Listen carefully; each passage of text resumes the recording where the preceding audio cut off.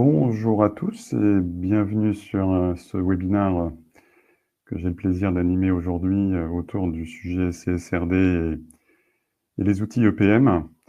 Euh, donc je me présente, je suis Gérald Pranger, je travaille chez Cli Performance, je suis manager dans la partie conseil, donc j'interviens notamment sur des missions d'aide au choix d'outils EPM.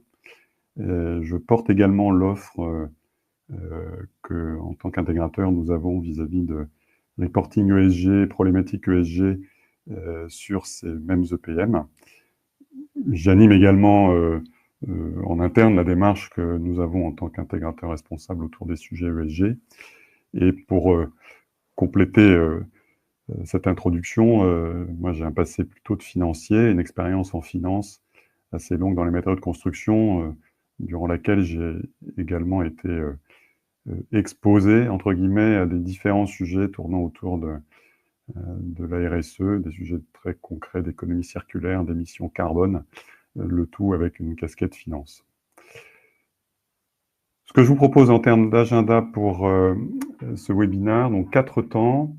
Le premier autour de présenter CLI, quel est notre savoir-faire et quelques chiffres.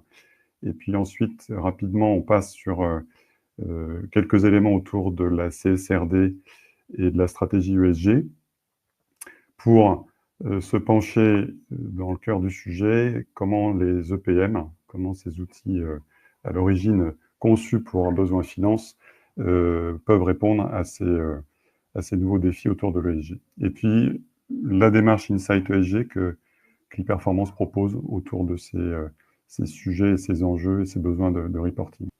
En quelques mots concernant Cli, donc Cli Performance, c'est un intégrateur de solutions de reporting qu'on appelle des EPM, Enterprise Performance Management. L'ADN de Cli Performance en tant qu'intégrateur, c'est sur les domaines financiers, consolidation statutaire, consolidation de gestion, élaboration budgétaire, forecast, voilà, tous ces sujets qui sont voilà, des piliers incontournables dans le domaine finance. Et au travers de ces sujets, Cli Performance est présent sur 3 activités. Donc une activité de conseil, notamment autour des choix d'outils, une activité de projet, donc de mise en œuvre concrète des besoins fonctionnels au travers des EPM, de façon à ce qu'ils donnent corps et donnent vie finalement à une vision et à un besoin de reporting. Et puis une fois que les projets sont live, qu'ils tournent, qu'ils répondent aux besoins, on a également une activité autour de la maintenance applicative SMA, pour suivre dans le temps les évolutions, également les mettre en œuvre, les tester, etc. etc. Cli Performance est un intégrateur, donc pas un éditeur. On travaille néanmoins avec 4 éditeurs avec lesquels on a des partenariats solides, donc Board, Tagetic, OneStream et Oracle. Et voilà, Cli Performance, depuis un peu plus de 20 ans, intervient sur tous ces sujets. Et en tant qu'organisation, on est également détenteur ou accrédité sur un label numérique responsable. Ça, c'est dans la démarche RSE et ESG que nous poursuivons en tant qu'intégrateur responsable, qui est un sujet qui, pour nous, est important.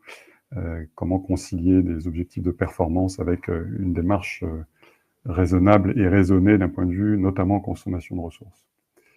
Et j'ajouterais pour finir sur Cli Performance, aujourd'hui on est un peu plus de 120 consultants dédiés à l'ensemble de ces sujets et nous avons réalisé un grand nombre de projets depuis que nous intervenons sur le sujet des EPM. En termes de stratégie ESG et la CSRD qui est, comme vous le savez tous, complètement au cœur de l'actualité maintenant, quelques mots sur finalement l'ensemble de cette démarche et après comment elle se lie finalement avec ce que les EPM vont pouvoir apporter. Donc, dans la démarche ESG, dans notre lecture, il y a 2 grandes phases. Il y a une phase que j'appelle la revue stratégique, dans laquelle, là, le plus grand enjeu, ça va être sur la base de son contexte et de sa compréhension de son contexte en tant qu'entreprise, en tant qu'organisation, que groupe, de bien déterminer au travers de son activité quels sont les principaux enjeux ESG, lesquels sont plus prioritaires que d'autres, quels sont les impacts, dans un sens, de l'activité sur l'environnement, quels sont les risques et les opportunités que l'environnement, les parties prenantes peuvent déclencher sur l'activité de l'entreprise elle-même, et bien sûr une compréhension de ces parties prenantes. Donc toute cette partie-là, elle est pour moi stratégique au sens où elle engage en fait une organisation qui démarre une démarche ESG sur une vision vraiment stratégique de quelle peut être sa performance globale, ou bien au-delà de la performance financière. En sortie de cette phase, l'entreprise détermine quels sont les indicateurs qu'elle va donc devoir retenir parce qu'ils sont pertinents suite à ces différentes analyses d'impact, de risque et d'engagement et de trajectoire qu'elle a déterminées lors de cette revue.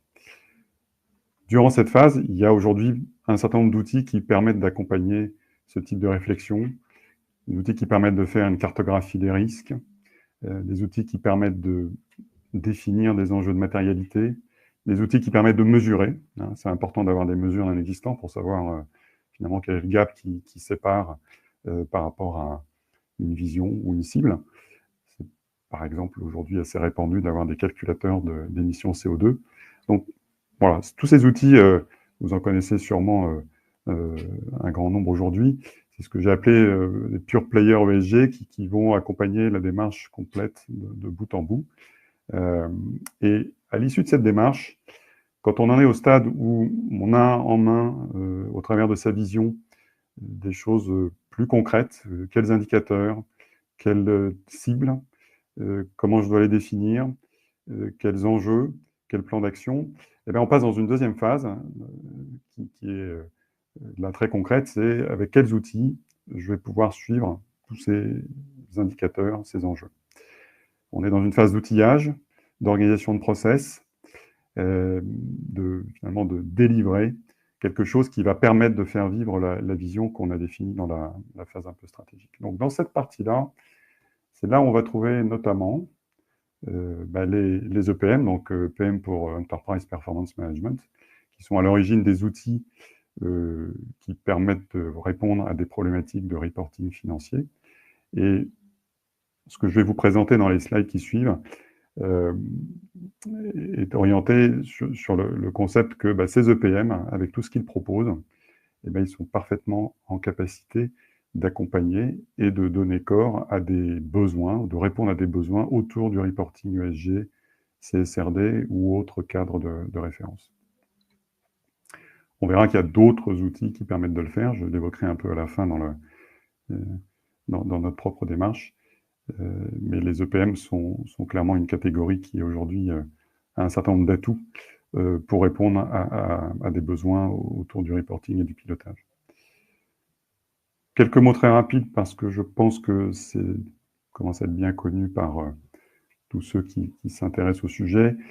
La CSRD et les ESRS, donc la CSRD, c'est la directive européenne Corporate Sustainability Reporting Directive, hein, qui fixe un grand cadre d'action, qui est un des multiples leviers de l'Europe dans le cadre du Green Deal, qui date d'il y a quelques années. Plus concrètement, cette CSRD, elle a été déclinée par l'organisme qu'on connaît aussi, bien sûr, beaucoup côté finance en termes de principes, qui est les FRAG, en des normes très concrètes, donc qui sont les European Sustainability Reporting Standards, ESRS, qui ensuite passent pour le cas de la France, le Code du commerce, et puis dans les différents États membres. La France a déjà passé tous ces éléments des ESRS dans le Code du commerce fin 2023. Donc, voilà, on a transcrit l'ensemble de ce corpus au niveau français. Ces ESRS, comme vous le savez, il y en a 12, hein, il y a 12 normes, 4 grands objectifs. assurer la comparabilité entre les acteurs. Donc c'est pour ça qu'on parle d'indicateurs qui sont à ce stade non sectoriel. Avoir une ambition de grande qualité de l'information, et donc là, on fait le pont aussi avec ce qu'on connaît en finance déjà depuis un certain nombre d'années, en termes de maturité, qualité, fiabilité de l'information. C'est un grand enjeu et une grande ambition de ces ESRS. Une auditabilité des données qui sont collectées dans ces ESRS, à la fois parce que ça permet de rendre le processus robuste, et surtout parce que ces données, elles ont vocation bien sûr à être publiées avec un niveau d'exigence également comparable à ce qu'on connaît classiquement en finance. Ces normes CA, j'ai indiqué qu'il y en avait 12. Comme vous le savez, elles sont, voilà, les 12 sont réparties en 3 grands domaines: environnement, social, gouvernance. Il y a 2 points qui me semblent importants par rapport à la démarche que j'évoquais sur voilà, j'ai un travail d'analyse un peu stratégique qui m'incombe quand je prends le sujet de mon besoin de reporting lié à la CSRD. Il y a 2 choses qui sont importantes et qui sont vraiment différentes de ce qu'on peut connaître en finance. Et le premier, c'est ce concept de double matérialité que j'ai un petit peu évoqué tout à l'heure sous l'angle quels sont mes impacts, quels sont mes risques et mes opportunités, qui fonctionnent dans les 2 sens. Entreprise vers environnement et environnement vers l'entreprise. Donc ça, c'est vraiment un filtre très important dans la démarche. On a coutume de dire qu'aujourd'hui, la CSRD et les ESRS, c'est un gigantesque nombre d'indicateurs, plus de 1000 fameux data points. La double matérialité, elle permet justement d'adapter ce gisement d'indicateurs qui, en fonction des cas, bien sûr, et de son secteur d'activité, on peut se retrouver avec 700, 800, mais dans d'autres cas, on peut se retrouver avec 100 ou 150 indicateurs. Ça, c'est très, très variable. Et donc, la double matérialité, c'est vraiment un paramètre clé dans la compréhension de ces ESRS et du travail qu'il y a à faire autour avant d'arriver à, entre guillemets, la liste des indicateurs qui sont pertinents pour son activité. Et puis, il y a un deuxième point qui est important, qui est assez différenciant par rapport à la finance, c'est que les ESRS, ils sont sur l'ensemble de la chaîne de valeur. C'est-à-dire qu'on ne va pas regarder que les indicateurs qui concernent l'entreprise. Il y en a bien sûr une majorité qui vont concerner l'entreprise, mais pas que. Il y a aussi des parties prenantes. Dans la partie sociale, notamment, il y a tout un chapitre sur les effectifs de la chaîne de valeur de l'entreprise, donc en amont, en aval. Et si le sujet est matériel, ça résulte de la double matérialité, et bien effectivement, il y a des informations à aller chercher sur des sujets qui sont connectés à l'entreprise, mais qui ne sont pas internes à l'entreprise. Voilà. De ces paramètres clés que j'évoque là, parce que pour moi, ils me semblent vraiment importants, c'est avec tout ça qu'on sort effectivement son jeu d'indicateurs applicables. Les indicateurs applicables, ils sont absolument structurants, puisque c'est avec ces indicateurs-là que le rapport de durabilité dans la partie publication sera bâti. Donc, on comprend l'importance de l'analyse stratégique qui doit être faite avant de se lancer et de valider les indicateurs à retenir. Pour terminer sur cet enjeu et ce que pose la CSRD comme sujet, comme besoin, c'est une approche exhaustive. C'est-à-dire qu'on parle effectivement d'indicateurs, d'engagement, de trajectoire, de cibles. Donc ça, c'est des choses, quand on fait le parallèle avec la finance, on retrouve des choses similaires, et j'y reviendrai après. Ce qui est plus exhaustif, entre guillemets, c'est que on parle de ça, mais on parle effectivement aussi d'impact, de risque, d'opportunité, de plan d'action. En gros, on parle de stratégie et de moyens à mettre en œuvre. Et ça fait bien partie des ESRS. C'est pas annexe, c'est intégré dans ce qui est demandé dans la norme. Les aspects gouvernance et stratégie n'étant pas liés à est-ce que c'est matériel pour moi ou pas, ça fait partie des choses sur lesquelles il faut se positionner si on est effectivement éligible à la CSRD. Et puis, dernier mot, sur les indicateurs eux-mêmes, les fameux 1000 ou 1200 data points, une grande partie d'entre eux est plutôt qualitative ou semi-qualitative. On n'est pas que sur des indicateurs quantitatifs, loin de là. Donc, il y a déjà pas mal à faire sur les indicateurs quantitatifs eux-mêmes, on le verra après. Mais voilà, il y a une majorité d'indicateurs qui sont descriptifs, plans d'action, etc., et qui font vraiment voilà, donne une coloration très dynamique à tous ces enjeux CSRD et besoin de reporting. Dans ce panorama, comment, voilà, par rapport à des besoins ESG, comment les EPM se positionnent et qu'est-ce qu'ils peuvent apporter? Donc c'est ce que je vais évoquer maintenant. Je vais prendre quelques grands enjeux ESG tels que CSRD tels que je les interprète et comment on les voit, nous, chez Cli Performance, et mettre en regard ce que, voilà, dans la corbeille EPM, qu'est-ce qui est déjà disponible pour travailler et commencer à élaborer une tactique en termes d'outils, de processus, pour répondre à un besoin de reporting, besoin de pilotage, ou les deux. Premier besoin côté ESG, la nécessité d'organiser un processus de collecte, avec une particularité, c'est que les sources peuvent être multiples. Donc, en regard de ce premier besoin, qui est basique, hein, c'est comment je récupère de l'info pour alimenter mes indicateurs. Là, les EPM, ils ont plusieurs choses à faire valoir, qui sont directement héritées de problématiques assez similaires qu'on a côté finance, hein, depuis des années.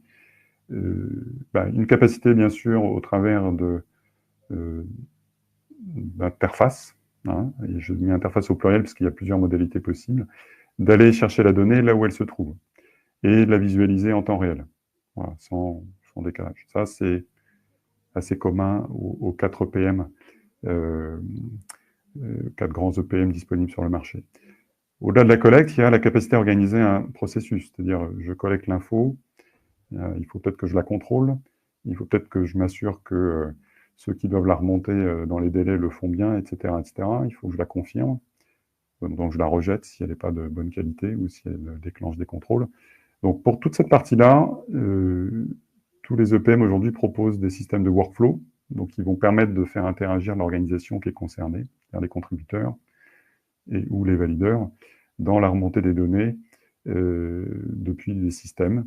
Et les systèmes peuvent être variés et peuvent être aussi manuels en termes de saisie, vers l'EPM, de façon à ce que l'EPM ensuite puisse consolider les indicateurs.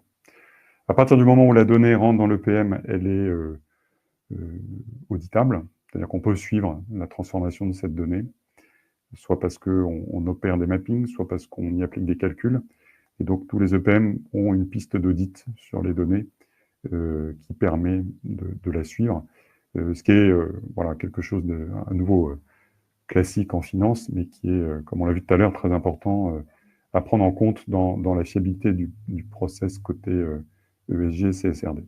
Et de manière générale, les EPM, ils vont avoir un degré, alors qui peut être variable hein, en fonction bien sûr des solutions, mais un degré de progicialisation hein, de ces process, avec certains qui vont être très automatisés ou automatisables. Il faut garder en tête que les EPM sont tous à paramétrer, entre guillemets. Là, je parle de fonctionnalités natives qui doivent ensuite être adaptées à chaque contexte, chaque client, chaque besoin fonctionnel. Mais voilà, en fonction des EPM, on va avoir un degré de progicialisation qui existe et qui peut aller assez loin, c'est-à-dire être très aidant et très structurant pour guider les utilisateurs. Deuxième grand besoin sur l'ESG, comment communiquer, partager les résultats, les objectifs sur des populations qui sont loin d'être uniquement, bien sûr, financières, mais qui sont les contributeurs, qui peuvent toucher toute l'organisation. Qu'est-ce que les EPM proposent en ce sens-là? Alors, dans les EPM, aujourd'hui, on a la capacité, déjà, je l'ai un peu évoqué sur la collecte, à travailler en mode collaboratif. On a également des capacités de restitution qui, voilà, sur les nouvelles générations d'EPM sont grandement enrichies et étoffées. C'est-à-dire qu'on n'est plus du tout sur, comme ce qu'on a pu connaître en finance, des tableaux de chiffres.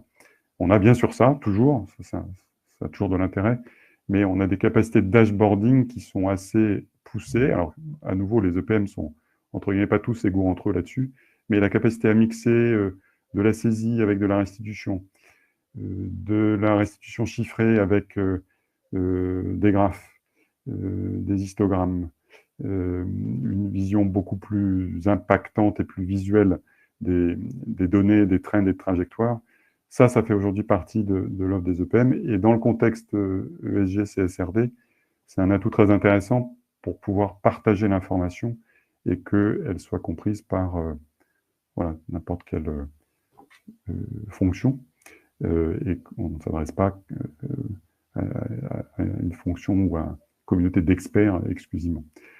Ça, c'est un premier volet. Le deuxième volet, c'est il y a un segment dans le processus de reporting qui est la publication, hein, finalement, qui est la fin d'un processus de reporting, que ce soit côté finance ou côté CSRD.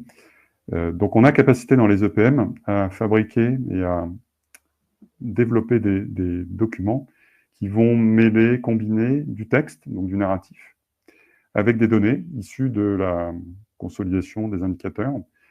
Et avec l'immense avantage, c'est que vous pouvez à la fois faire travailler les différents contributeurs à ce type de document en termes d'actualisation pour la partie narrative, en organisant un processus pour pouvoir suivre qui fait quoi à quel moment, éventuellement relancer.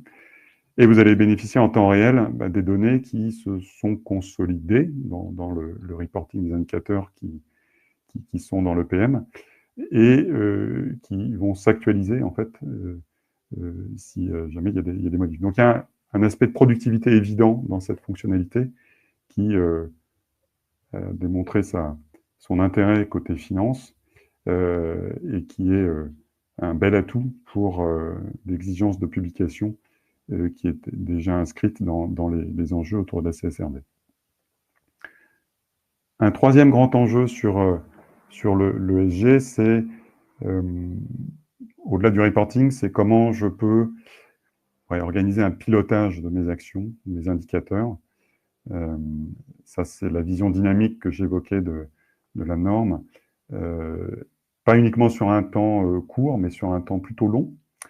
Donc, face à ça, on a dans les EPM une capacité de modélisation qui est un peu dans l'ADN de chacun des EPM. Un board, par exemple, qui est complètement ouvert là-dessus. C'est-à-dire qu'on part d'une feuille blanche, et donc on a une liberté totale sur la manière de modéliser les choses en termes de modèles de données. On a aussi un enjeu, bien sûr, c'est qu'en modélisant une structure d'indicateurs pour répondre aux besoins de la CSRD, on va inévitablement se poser la question si on a déjà un EPM ou si on a de toute façon déjà un système finance, comment on va partager un peu les référentiels entre les deux domaines. Quand je parle de référentiel, et voilà, mon périmètre d'entité, est-ce que ça doit être le même ou est-ce qu'on doit penser différemment?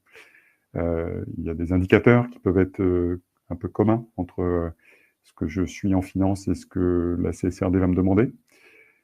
Les scénarios, j'évoquais la capacité à faire de la prévision, qui est un grand classique en finance sur un temps à l'année N+1 ou en pluriannuel via un plan. CSRD, on va avoir cet enjeu autour des cibles et des trajectoires sur des temps plus longs, 2030, 2050. Dans l'EPM, on va pouvoir modéliser tout ça et on va pouvoir appliquer cette intelligence financière qui répond aux besoins classiques de la finance. On va pouvoir le faire également sur les indicateurs et les cibles. On va pouvoir établir des trajectoires année par année, les documenter, entre guillemets, et puis les versionner, les suivre, les actualiser en fonction des résultats obtenus, etc. etc. Dernier point un peu généraux sur toutes ces fonctionnalités. En termes de capacité d'évolution, les EPM, ils sont plutôt bien placés dans ce registre-là. Comme je l'évoquais tout à l'heure, en fait, quand on met en place un EPM, on met en musique un certain nombre de fonctionnalités par rapport aux besoins fonctionnels. On fait le lien entre les deux, besoins fonctionnels d'un client et on utilise et on agence les fonctionnalités en fonction de ses besoins pour répondre à l'objectif. Donc tout est dans la conception du modèle et dans le design qu'on va permettre et se donner les moyens de le faire évoluer dans le futur. Et puis un autre point qui est important, c'est que les EPM aujourd'hui, en termes de volumétrie de données, on ne voit pas tellement de limites. Donc moi, je considère que ce n'est pas un point bloquant. On brasse déjà beaucoup de données côté finance dans ces outils et les enjeux de volumétrie peuvent être importants côté CSRD. Hein. J'évoquais 1000 data points et puis pour certains d'entre eux, il y a pas mal de données à aller chercher en amont. Mais c'est pas, voilà, c'est pas un sujet qui est bloquant, loin de là. Il y a pas de limite ou de préoccupation à avoir sur ce sujet.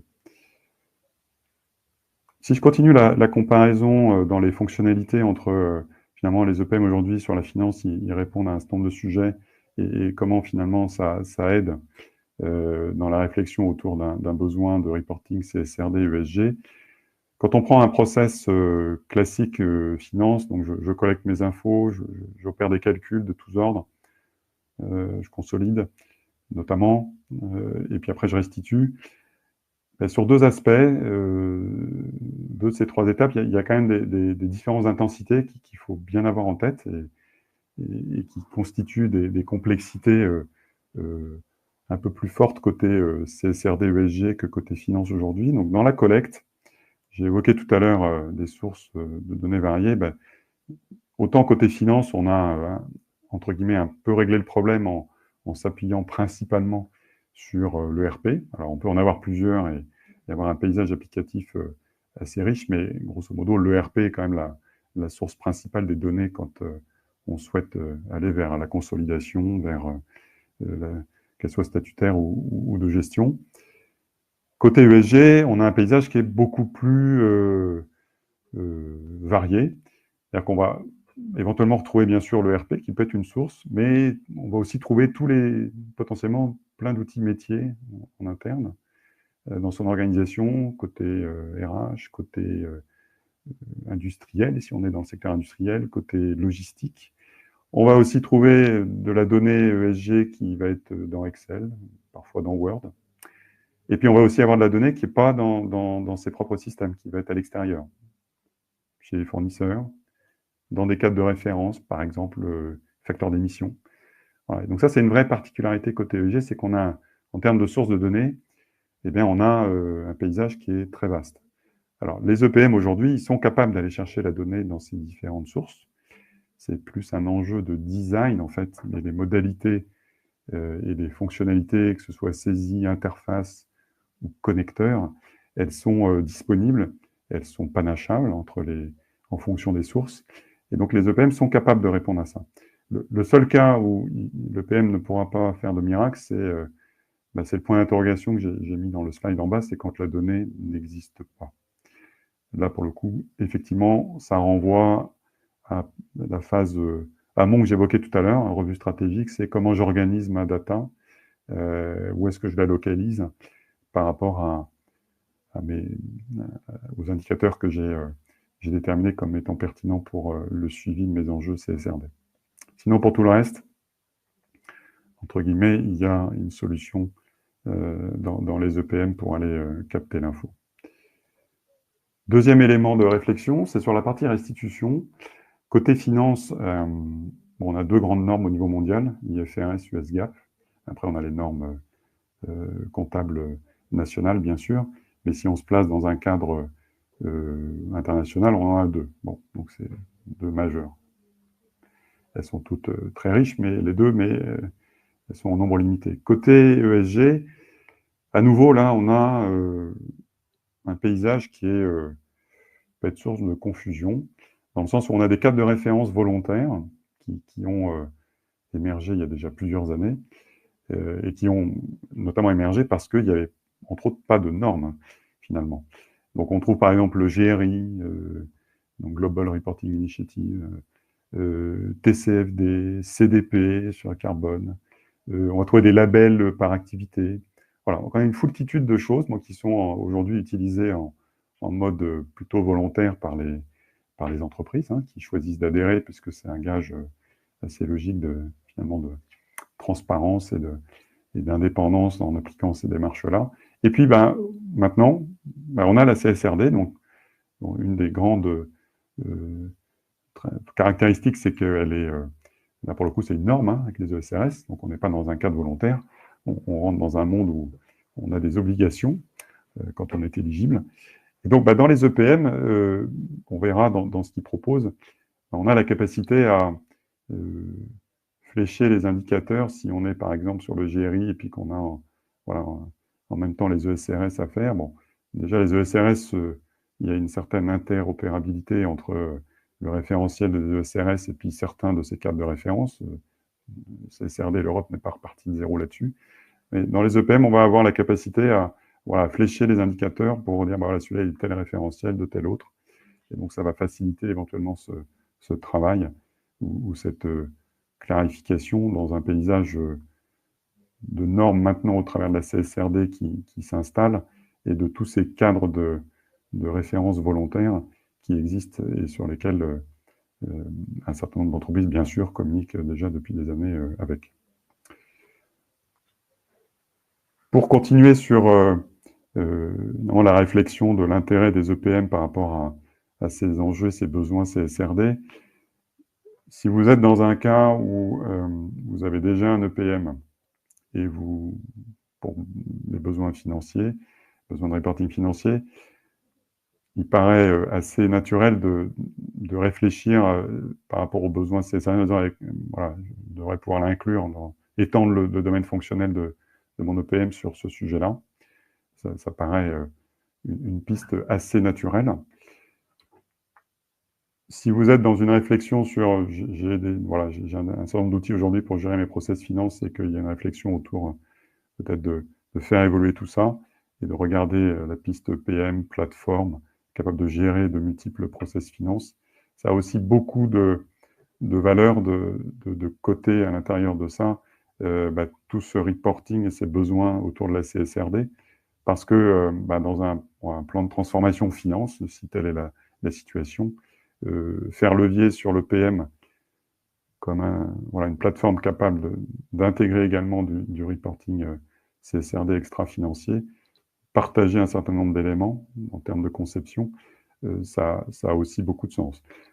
Par rapport à des outils pure player qui ont toutes leurs valeurs par ailleurs, puisqu'ils ont une démarche complète et totalement intégrée, le PM va avoir l'intérêt, en tout cas la valeur de ne pas créer de silos, puisqu'on va être au sein d'une même plateforme.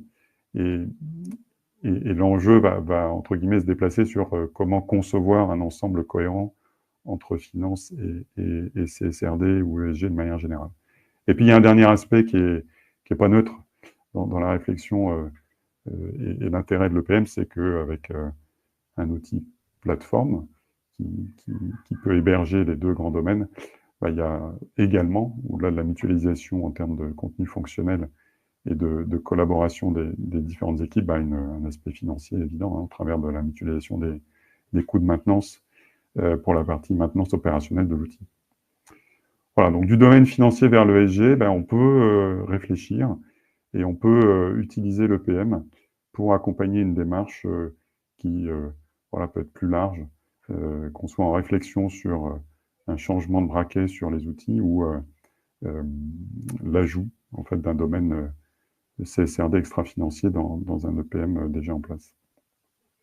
Alors maintenant, si on passe sur les contenus ESG et CSRD dans les différents EPM, donc là, je vais faire un très rapide panorama des quatre sur lesquels nous, Cli Performance, on travaille.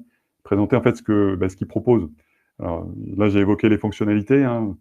On comprend que ces fonctionnalités, elles, à des degrés variables, déjà, elles existent toutes dans les quatre. Elles peuvent avoir une intensité un peu différente, mais voilà, elles font toutes partie de choses qu'on trouve et qui vont permettre de répondre à ces enjeux de process, de compliance, d'audit, de workflow, etc. Quand on arrive sur les contenus vraiment ESG, CSRD qui peuvent être intégrés dans les EPM, là, ils ne sont pas tous au même niveau de maturité.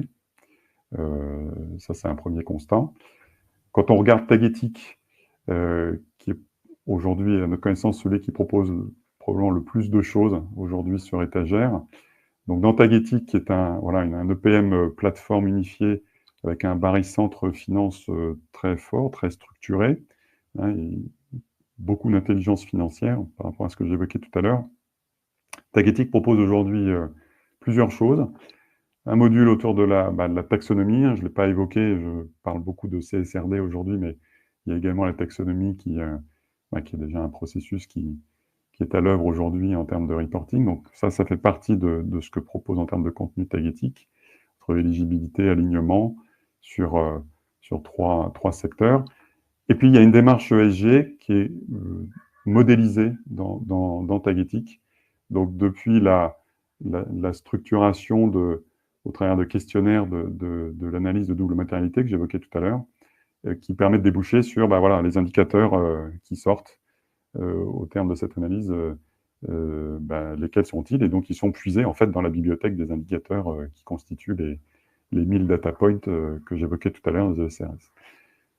Ça, c'est disponible dans l'outil. Alors, bien sûr, l'analyse de double matérialité, elle a une valeur par les réponses que l'on fait. Hein. Et là, la qualité des réponses influe fortement sur la pertinence des indicateurs qui peuvent en sortir. Mais disons qu'il y a un cheminement qui est disponible et qui permet d'accompagner en fait cette démarche. Il y a également les indicateurs du cadre de référence GRI que j'évoquais tout à l'heure, qui sont dans le contenu embarqué. Tout ce contenu ESG, il est développé dans Tagetic. Dans Tagetic, il y a une sphère finance et puis il y a une sphère beaucoup plus ouverte qui s'appelle AIH. Donc, ces modules et ces éléments-là sont développés dans AIH. Et puis, il y a également un module sur ce que j'évoquais tout à l'heure sur la partie publication, Disclosure Management, qui est assez poussé et qui permet de créer et de formaliser pour des rapports plutôt stables, donc par exemple de publications externes, mais ça peut aussi marcher pour une publication interne stable et récurrente, des rapports mêlant texte, données et dans un mode collaboratif pour les élaborer. Et puis il y a également dans l'offre de l'éditeur, il y a un module Enablon, alors qui est distinct de Tagetic lui-même, qui lui est plutôt orienté sur la collecte de données opérationnelles très détaillées autour de l'ESG. Aujourd'hui, les deux modules peuvent communiquer, mais ils ne sont pas naturellement intégrés au travers de la même solution. Concernant Oracle, donc Oracle a aussi bien sûr une suite complète d'outils autour des sujets finance. Donc là, on a un accélérateur de projets de reporting ESG dans les contenus ESG qui sont proposés. On a tous les indicateurs du GRI, donc ça présente à peu près 800 indicateurs. Et on va également trouver maintenant les indicateurs de la CSRD et également un calculateur d'émissions carbone. Voilà. Et combiné avec les fonctionnalités autour de collect, data management, organisation du process, capacité à descendre dans le détail de la donnée, bon, qu'on trouve chez Oracle et qu'on trouve chez les autres, mais entre autres chez Oracle, on va pouvoir combiner l'ensemble. Il y a aussi un peu de prédictif et des fonctions d'alerting qui sont pas inintéressantes à avoir en tête, notamment quand on a des données sur lesquelles on veut pouvoir les mettre en avant si, par exemple, elles ont un côté un peu suspect, un côté aberrant. Après, on détermine si, effectivement, c'est tout à fait normal ou s'il y a une correction à faire. Voilà, ça fait partie de ce qu'aujourd'hui propose Oracle pour, dans le cadre d'une réflexion et d'un projet de reporting sur les indicateurs CSRD, ne pas démarrer d'une page blanche. Dans OneStream, plateforme également unifiée et dont l'ADN est vraiment sur la simplification de tous les flux et process finance. Là, on va également trouver un accélérateur de projet avec un focus qui est fait sur un calculateur d'émissions carbone à nouveau, scope 1 et scope 2, avec des réflexions en cours sur l'étendre aux problématiques du scope 3, émissions indirectes. Et donc ce calculateur, il est aujourd'hui disponible sur la marketplace de OneStream, qui propose un certain nombre d'applications disponibles pour ceux qui utilisent aujourd'hui OneStream. Et donc combiné avec l'intelligence financière et les différentes fonctionnalités natives que j'ai évoquées tout à l'heure, et sur OneStream, on a notamment côté workflow, capacité d'organisation très poussée d'un process de remontée d'informations. On a la capacité à intégrer ce blueprint qui est livré avec deux options, c'est-à-dire disons deux volontés. On peut le faire tourner dans une application OneStream, mais on peut aussi l'intégrer et le raccrocher à un existant qu'on aurait déjà dans OneStream côté finance, et l'articuler avec ce qu'on peut déjà être amené à traiter en termes de consolidation d'indicateurs financiers. J'ajouterais que nous, Cli Performance, on travaille sur Également un préparamétrage pour compléter ce blueprint sur les indicateurs ESRS eux-mêmes. Donc ça, c'est un travail en cours et dont l'objectif est que voilà, on puisse en faire la démo dès que possible, de façon à venir compléter ce contenu fonctionnel sur le SG. Et enfin sur Board, donc qui est quatrième EPM, donc qui est un EPM lui très ouvert, je l'ai évoqué un peu tout à l'heure, il traite bien sûr de finance, mais il peut traiter de n'importe quel type de données opérationnelles. Là, on va trouver à nouveau un calculateur d'émissions CO2 basé sur le GHG, avec des exemples autour du scope 3, également des choses scope 1 et 2. Dans Board, ce qu'on va également avoir en termes d'atouts dans les fonctionnalités, c'est voilà, une capacité de simulation qui est très souple sur tout type de données, qu'elles soient financières ou CSRD. Il n'y a pas de frein. Une gestion entre niveau agrégé, niveau détaillé, bottom-up, top-down, qui est très intéressante dans Board, très fluide. Et le dernier élément qui est aussi un atout super important chez Board, c'est la capacité de restitution et de dashboarding, où on peut faire des choses très poussées. Alors, ça a un grand mérite déjà côté finance, bien sûr, mais côté ESG, CSRD, que ce soit pour de la publication ou du partage de l'info, là, on a des ressources en termes de restitution qui sont très pertinentes et qui apportent énormément par rapport aux besoins de partage de l'info et communication des infos ESG. Donc voilà pour le panorama à la fois des fonctionnalités et des contenus. Donc vous voyez qu'il y a beaucoup de choses qui peuvent avoir un intérêt certain quand on est dans une démarche de comment je m'outille et comment j'organise mes processus et sur quoi je peux déjà m'appuyer pour démarrer cette réflexion. Maintenant, si on va sur la démarche Insight ESG, qui est donc notre démarche chez Cli Performance en termes de comment approcher ces sujets et quelle offre on propose autour de ça. Nous, on a aujourd'hui deux piliers, à la fois une démarche de conseil sur les choix d'outils et puis une démarche d'intégration complète. Le tout sur la base d'une vision partagée de vos enjeux ESG, c'est-à-dire où est-ce que vous en êtes aujourd'hui et où est-ce que vous voulez aller. Donc on a bien en tête que la CSRD devient de facto un objectif aujourd'hui, incontournable, si on est éligible, et le scope est large. C'est important, effectivement, de comprendre en premier, sur ce chemin de maturité et de compréhension de tous ces besoins, eh bien, où est-ce que vous en êtes. Et en fonction de ça, on peut tout à fait déterminer que, oui, la maturité est là, et donc il y a tout de suite des questions autour des outils, choix d'outils. Et donc là, on va, nous, être en capacité d'accompagner au travers de la connaissance qu'on a des différents critères de reporting ESG, notre vision indépendante et pragmatique, en fait, des outils EPM, avec une approche à la fois, bien sûr, technique, mais surtout fonctionnelle, c'est-à-dire, finalement, où sont vos points saillants fonctionnels, que ce soit pour la CSRD, mais également pour la finance, si vous intégrez cette dimension également dans la réflexion, de façon à proposer des critères de choix qui sont adaptés, en fait, à votre situation, et dans le but de pouvoir procéder à un choix d'outils de la façon la plus éclairée possible. Si, effectivement, dans la démarche, vous êtes encore en amont, on est aussi capable de proposer d'autres options qui seront plutôt via certains partenariats que nous avons pour accompagner sur la démarche un peu stratégique que j'évoquais tout à l'heure, qui, elle, est en amont, finalement, de l'étape où on passe dans le concret de quel outil ou quel choix d'outils et ensuite quelle mise en œuvre. Donc, démarche conseil-outil et puis démarche intégration complète, du cadrage général jusqu'au cadrage détaillé de l'ensemble des besoins ESG. Ça peut être un existant pour faire en 2024 une déclaration de performance extra-financière, par exemple. Ça, c'est des choses qu'on a réalisées et qu'on continue à faire. Bien sûr, mesurer qu'est-ce qui sépare, et voir ce qui doit être complété pour répondre à la CSRD.